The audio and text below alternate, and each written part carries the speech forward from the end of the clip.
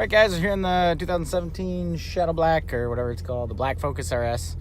I'm going in, some guy gave me a wicked door ding, and I am going in to get it looked at to see how much it's going to cost and have the other guy's insurance pay for it.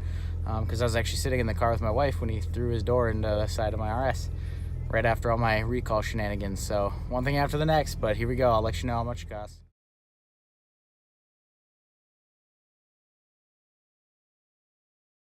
Ooh, $605. This is with the paint matching option for them to fan out the paint and stuff. But yeah, $600 for a door ding. Woofta.